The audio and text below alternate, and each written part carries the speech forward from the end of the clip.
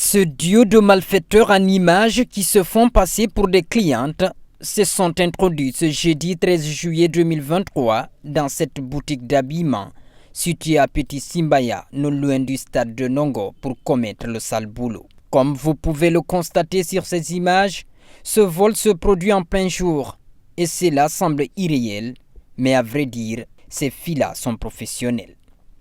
Regardez bien, lorsqu'elles arrivent, elles paraissent méfiantes et examinent les alentours, mais dès qu'elles sont sûres d'être pas observées, elles passent à l'action.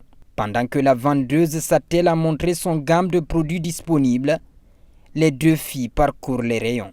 Elles ont un plan bien défini, celui de tromper la vigilance afin de pouvoir dérober. Tout d'abord, la fille commence à fouiller, faisant semblant de chercher la qualité de son choix.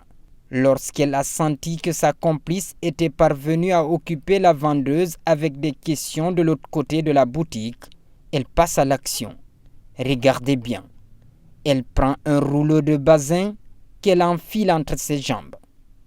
Ensuite, elle dit à la vendeuse qu'elle souhaite faire un retrait Orange Money. Elle sort, laissant sa complice dans la boutique pour aller cacher le lot volé.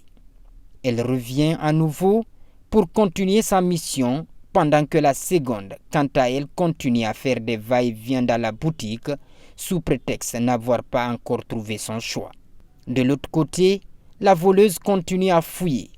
Elle le fait avec une telle assurance que la vendeuse ne se doute de rien, car qui oserait voler de cette manière en public? En toute sincérité, nous non plus, nous ne ferions pas attention à elle, car cela ne ressemble pas à un vol, ce qui fait partie du plan des voleuses, bien sûr. C'est ainsi qu'elle a facilement trompé la vendeuse. Une fois qu'elle a accompli son vol, les deux voleuses ont acheté un voile avant de sortir tranquillement sans que personne ne s'en aperçoive. Incroyable, mais vrai. Quelque temps après cette opération digne d'un film hollywoodien, la patronne a constaté le cambriolage à travers son téléphone connecté aux caméras de surveillance de la boutique. Surprise, elle informe la vendeuse qui n'avait rien compris de l'opération perpétrée contre la boutique.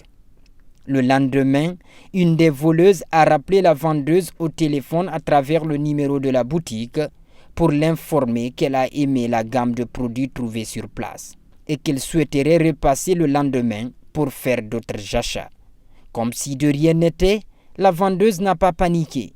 Elle a dit de revenir pour faire ses achats à un prix abordable.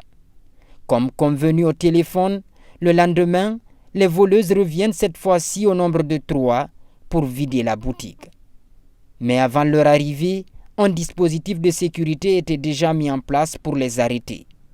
Une fois dans la boutique, elles ont commencé le même scénario comme d'habitude, celui de tromper la vigilance de la vendeuse afin de pouvoir voler.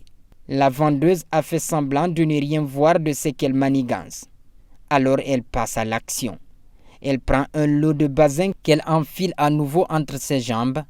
Ensuite, elle demande à sortir pour effectuer un retrait Orange Money comme elle l'a fait autrefois. Dès qu'elle est descendue, elle a été arrêtée par le dispositif sécuritaire établi par les jeunes de l'immeuble abritant la boutique. Les deux autres restés à la boutique ont entendu les cris de leurs complices. Elles ont pris la fuite avant d'être arrêtées aussi. La police fut appelée pour les envoyer au commissariat.